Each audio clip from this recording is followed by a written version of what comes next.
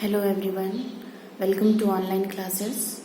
I am Dr. Anuradha Kumari from ABM College, Golpuri, Jamshedpur, Department of History. Today I am talking about Civil Disobedience Movement, यानी सविनय अवज्ञा आंदोलन. यह semester 5 के students के लिए है और CC 11 का टॉपिक है. हमने पिछले वीडियो में असहयोग आंदोलन को बताया था, उसके कारण, स्वरूप एवं उनके परिणाम. उसके पिछले वाले वीडियो में जालियांवाला बाग, फिर उसके पिछले वाले में बंगाल विभाजन इत्यादि को बताया था. आज मैं सविनय अवज्ञा आंदोलन को बताने जा रही हूँ, जो महत्वपूर्ण चैप्टर है. तो इसलिए आप इस वीडियो को पूरे कंसंट्रेशन के साथ सुनेंगे कि आखिर गांधी जी ने किन परिस्थितियों में या फिर गांधी जी ने सविनय अवज्ञा आंदोलन की शुरुआत क्यों की, किस लिए की. सविनय अवज्ञा आंदोलन एक अत्यंत महत्वपूर्ण चरण था. सविनय अवज्ञा आंदोलन भारतीय स्वतंत्रता संग्राम का एक महत्वपूर्ण चरण माना जाता है. महात्मा गांधी ने अपने मुख्य हथियार सत्य और अहिंसा का प्रयोग करते हुए सत्याग्रह आंदोलन की शुरुआत की. सविनय अवज्ञा आंदोलन मतलब कि विनम्रता पूर्वक हम अपने शालीनता पूर्वक आपकी आज्ञा की अवहेलना करेंगे, आपके कानूनों की अवहेलना करेंगे.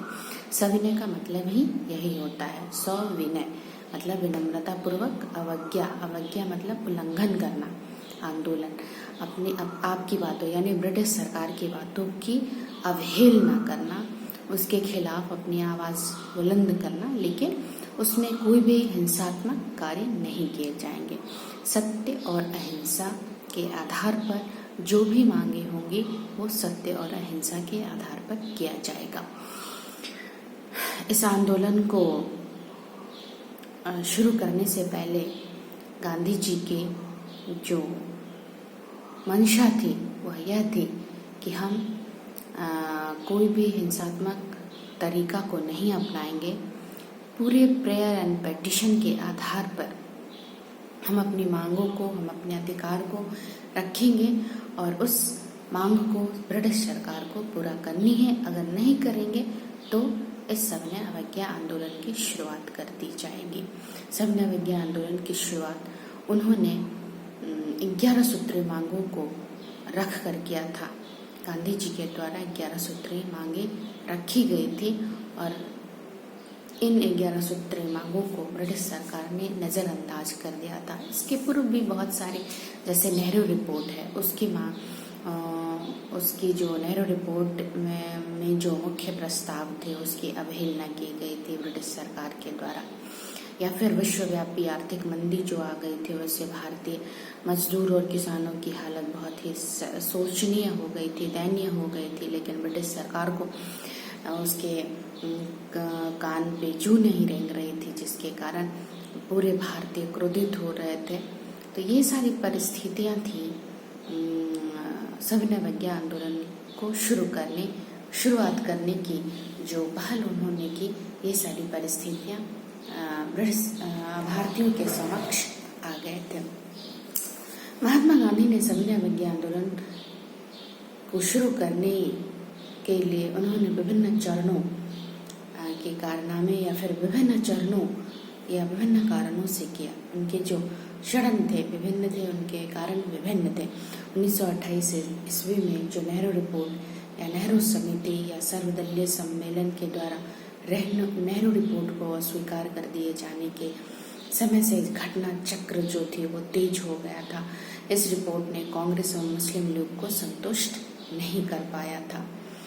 एक तरफ भारत में नई राजनीतिक आतंकवादी गतिविधियां तेज हो रही थी. ये सारे आतंकवादी गतिविधियां जोर शोर से भारत में हो रहे थे, क्योंकि इसके पहले हम देखते हैं कि जितने भी शीर्ष राजनीतिक नेता थे उनको बंदी बना लिया जाता है. आपने असहयोग आंदोलन में भी देखा होगा कि तिलक को लाठी चार्ज के दरमियान ही उनको लाठी लगने की वजह से उनकी मृत्यु हो जाती है, और भी गांधी जी को भी गिरफ्तार कर लिया जाते हैं, जिससे उनके अंदर विद्रोह की भावना पनप रही थी. समाजवादी एवं साम्यवादी शक्तियों का उदय हो रहा था।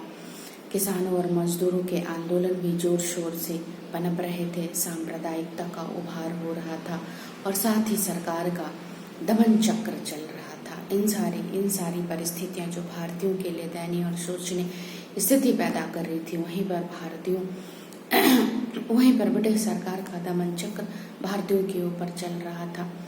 देश का जुझारू वर्ग जो था अब झूठे बहकावे में रहने वाला नहीं था।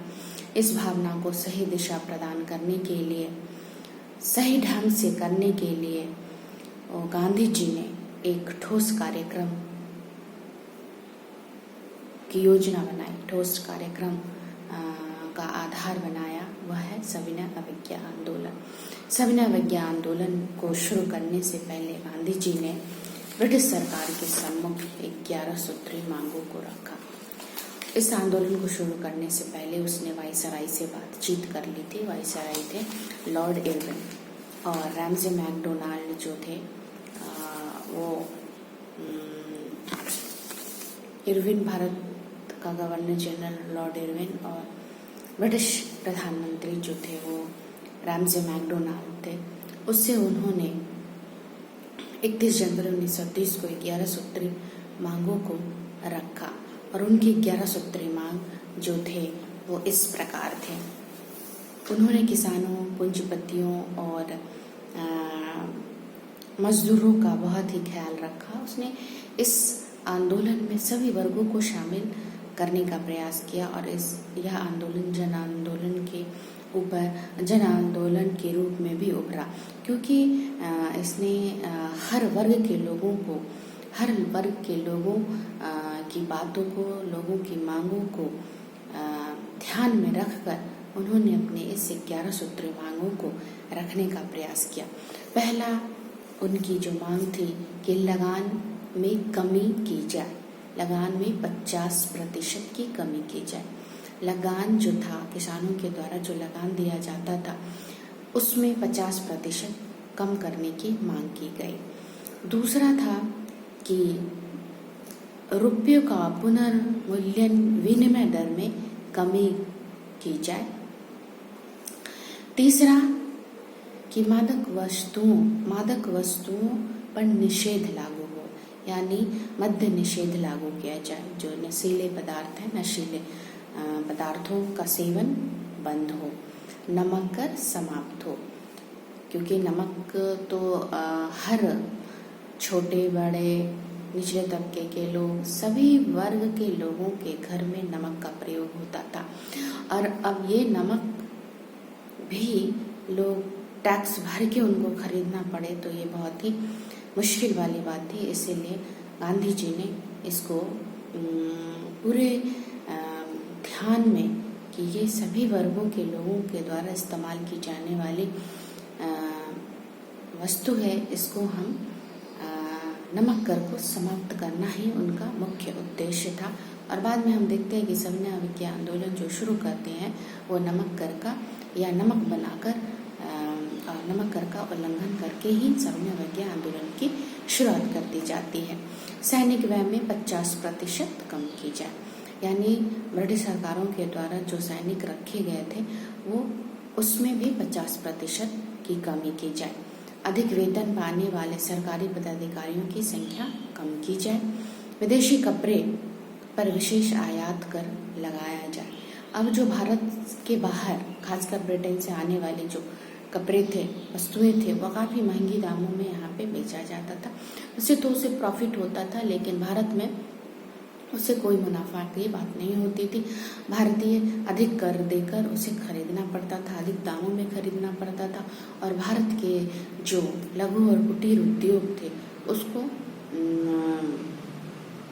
नष्ट करने की प्रवृत्ति आ गई थी, उनमें धीमी आ गई थी, जिससे लोगों के मन में आक्रोश था, क्रोध था, क्षुब्ध थे लोग। इसीलिए उसमें विदेशी कपड़े और विदेशी वस्तुओं के सामान पर रोक या फिर आयात कर लगाया जाए, विशेष आयात कर लगाया जाए, ताकि अत्यधिक महंगी हो जाए और भारतीय खरीद ना पाए, ताकि उनके यहाँ बिक्री हो ना सके। तटकर विधेयक लगाया जाए, मतलब कि जो समुद्री तट है उस वहाँ पे समुद्री जहाज ही रहेंगे। भारतीय समुद्री तट पर भारतीय समुद्री जहाज ही रहेंगे, बल्कि अन्य देश के जहाज यहाँ नहीं लगाए। सभी राजनीतिक कैदियों को जो बंदी हैं कैदी, उनको रिहा कर दिया जाए। भारत में बहुत सारी गतिविधियाँ, आतंकवादी गतिविधियाँ हो रही थी, या फिर भारतीयों के द्वारा उदारवादी नेता हो या उदारवादी हो या अनुदारवादी हो, गरम और नरम दल के नेताओं के तरफ से ब्रिटिश सरकार के विरोध में बहुत सारी आंदोलन शुरू हो गए थे। इसको रोकने के लिए बहुत सारे राजनीतिक नेता को बंदी बना लिया गया था। ब्रिटिश सरकार इसे रोकने का प्रयास कर रही थी और ये उत्तेजनावश ये अपने देशभक्ति और राष्ट्रभक्ति का प्रचार प्रसार करने वश ये आंदोलन को आंदोलित कर रहे थे। उसी क्रम में राजनीतिक नेताओं को बंदी बनाने का काम किया था। अब ये 11 सूत्री मांगों में वे अपने उनकी मांग में प्रमुख मांग थी कि वो राजनीतिक कैदियों को रिहा कर दिया जाए, गुप्तचर विभाग को समाप्त किया जाए, गुप्तचर विभागों को समाप्त किया जाए या फिर सरकारी नियंत्रण उस पे हो, और भारतीयों को आत्मरक्षा के लिए हथियार रखने का अधिकार प्रदान किया जाए। तो ये 11 सूत्री मांग भारतीयों के द्वारा रखे गए अंग्रेजों के सामने, लॉर्ड इरविन के सामने, लेकिन लॉर्ड इरविन ने इस पे कोई ध्यान नहीं दिया और उनकी गांधी जी के 11 सूत्री मांगों को नजरअंदाज करते हुए उसने अपना अगला जो कार्यक्रम था उसको करने के लिए वो रेडी थे। लेकिन उसने लंदन में गोलमेज सम्मेलन को बुलाया गया था, गोलमेज सम्मेलन करा रहा था। ये 1930 की घटना है और 1930-31 में गोलमेज सम्मेलन कराया गया। तो इस तरह हम देखते हैं कि गांधी जी के 11 सूत्री मांगों पर ये जो इरविन है उसने कोई ध्यान नहीं दिया।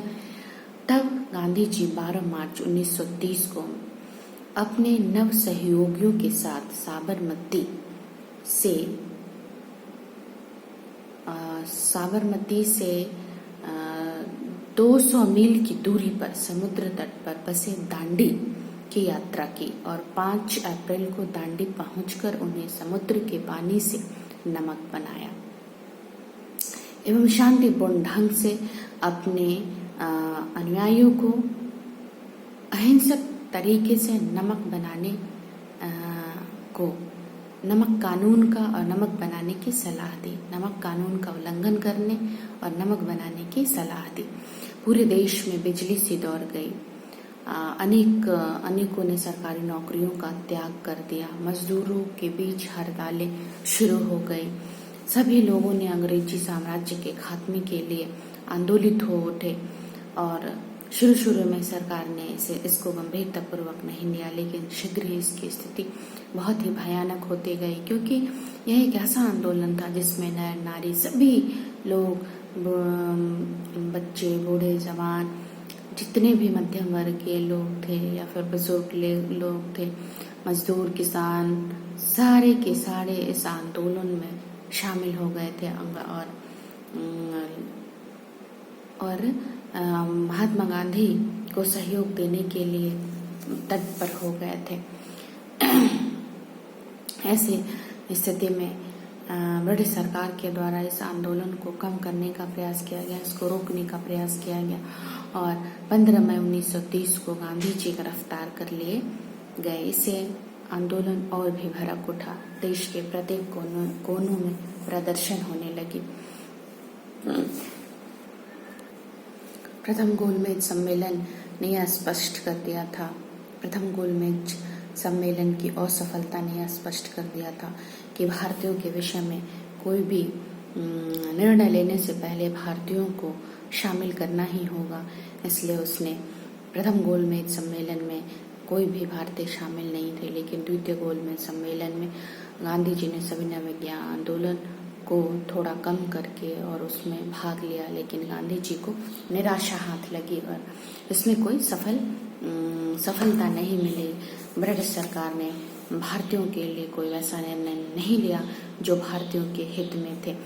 इसलिए गांधी जी वहाँ से वापस लौट आए और 5 मार्च को गांधी इरविन समझौता हुआ, जिसके तहत सरकार ने सभी राजनीतिक बंदियों को रिहा करने का आश्वासन दिया। अब भारतीयों को नमक बनाने की छूट मिली। सितंबर 1931 में लंदन में हुए गोलमेज सम्मेलन में गांधी जी ने अपने सविनय अवज्ञा आंदोलन को स्थगित कर हिस्सा लिया। सरकार की विभेदकारी नीति को देखते हुए उन्होंने अपने आप को इस सम्मेलन से हटा लिया और निराश होकर वह वापस भारत चले आए। लेकिन अधिक दिनों तक यह आंदोलन टिक नहीं सका। दमन का सहारा लेकर सरकार ने इसको कुचल दिया।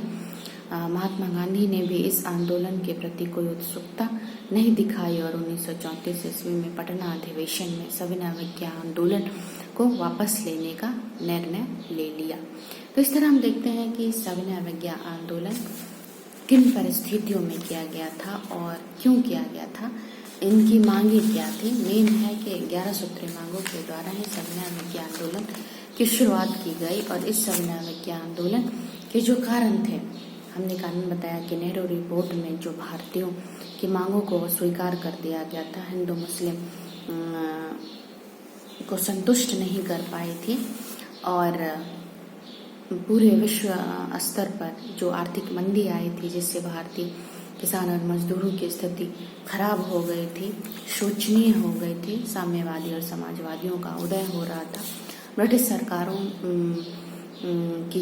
ब्रिटिश सरकार अपना दमन चक्र काफ़ी तेज कर लिया था भारतीयों के प्रति। भारतीय और खासकर भारत में जो आतंकवादी गतिविधियों की जोर शोर हो रही थी, उनको प्रोत्साहित किया जा रहे थे, वो उत्साहित हो रहे थे। इन सारी परिस्थितियों के कारण ही सविनय अवज्ञा आंदोलन को शुरू किया गया और ये सविनय अवज्ञा आंदोलन के 11 सूत्री मांगों को ब्रिटिश सरकारों के द्वारा नज़रअंदाज किया गया, उनकी मांगों को पूरा नहीं किया गया। फिर उसने 78 सहयोगियों के साथ 385 किलोमीटर चलने के बाद दांडी यात्रा किए और दांडी पहुंचकर उसने नमक कानून का उल्लंघन कर एक मुट्ठी नमक साबरमती जो समुद्र है उसमें उन्होंने एक मुट्ठी नमक लेके छोड़ दिया, जिसके कारण नमक कानून का उल्लंघन करने के प्रयास में उन्होंने ऐसा किया था और सारे सहयोगियों ने उनके अनुयायियों के द्वारा इस नमक कर का उल्लंघन करने के लिए आंदोलित होने लगे। सभी वर्ग के लोग इसमें साथ दिए थे। तो हम देखते हैं कि सविनय अवज्ञा आंदोलन किस प्रकार और उसमें क्या हुई थी, ये सारी बातें हम सविनय अवज्ञा आंदोलन के जरिए जानते हैं। गोलमेज सम्मेलन किया जाता है। गोलमेज सम्मेलन 1930, 31 और 32 ये तीन सम्मेलन होता है। लॉर्ड इरविन और गांधी जी तो सिर्फ द्वितीय गोलमेज सम्मेलन में ही भाग लिया था, लेकिन और सारे गोलमेज सम्मेलन में भी उनकी मांगों को नज़रअंदाज किया गया। उनका प्रतिनिधित्व कांग्रेस की तरफ से मात्र 3 गोलमेज सम्मेलन में मात्र एक ही बार कांग्रेस की तरफ से